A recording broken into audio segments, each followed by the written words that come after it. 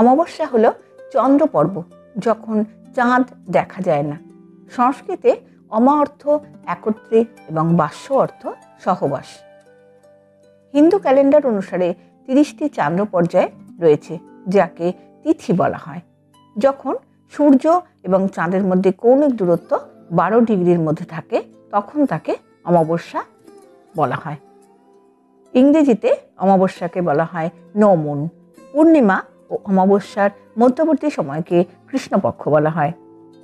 Hindu calendar অনুসারে চৈত্র মাসের কৃষ্ণপক্ষে অমাবস্যা পড়ে, যা চৈত্র অমাবস্যা নামে পরিচিত।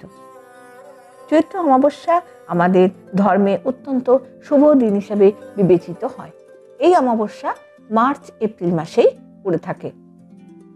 যাই হোক, আমাদের ভারতীয় সংস্কৃতিতে এই দিনটির একটি মহান তাৎপর্য রয়েছে।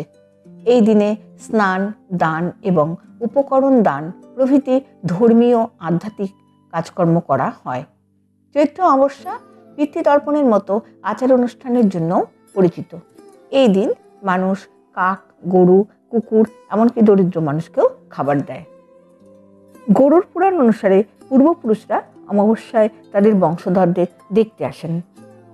চৈত্র অমাবস্যা ব্রত হিন্দু ধর্মের অন্যতম জনপ্রিয় উপবাস। অমাবস্যার ব্রত উপবাস সকালে শুরু হয় এবং প্রতিপদে চাঁদ দেখা পর্যন্ত স্থায়ী হয়। এই দিনে গঙ্গা নদীতে একটি পবিত্র স্নান আপনার পাপ ও অশুভ কর্মকে দূর করে। হিন্দুরা তাদের পূর্বপুরুষদের জন্য শ্রাদ্ধের মতো আচার অনুষ্ঠানে অংশ নেয়। এটি পিতৃদোষ দূর করতে সাহায্য করে। আপনি জীবনে পিতৃদোষের জন্য নানা সমস্যার সম্মুখীন হতে পারেন।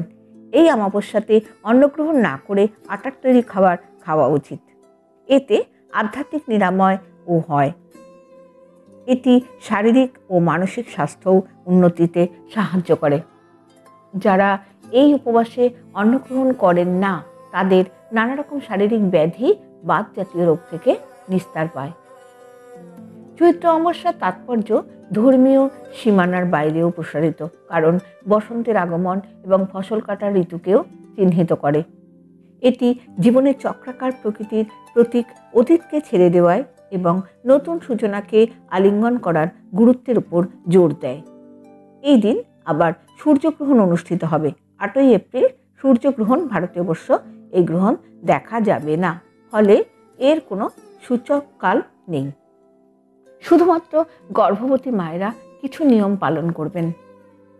বাঁকাভাবে বিছানায় শোবেন না, গ্রহণ চলাকালীন বাইরে বেরোবেন না, ধারযুক্ত জিনিস ব্যবহার করবেন না, যাত্রা এড়িয়ে চলুন, নখ ও চুল কাটবেন না, কোথাও যাত্রা করবেন না, ঈশ্বরের নাম গান করুন।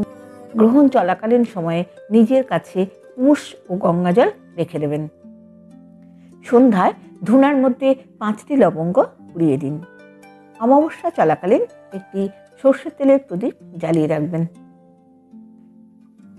আগামী 8ই এপ্রিল 25শে চৈত্র সোমবার চৈত্রী অমাবস্যা। অমাবস্যা তিথি পূর্বদিন অর্থাৎ 7ই এপ্রিল রবিবার রাত্রি 2:34 থেকে শুরু হবে, শেষ হবে 8ই এপ্রিল রাত্রি 12:13 পর্যন্ত। এই দিনে পূর্ণগ্রাস সূর্যগ্রহণ ভারতে অদৃশ্য। ভিডিওটি শুনে যদি আপনাদের ভালো লাগে, তাহলে একটি লাইক দিয়ে অবশ্যই চ্যানেলটিকে সাবস্ক্রাইব করবার অনুরোধ রইল।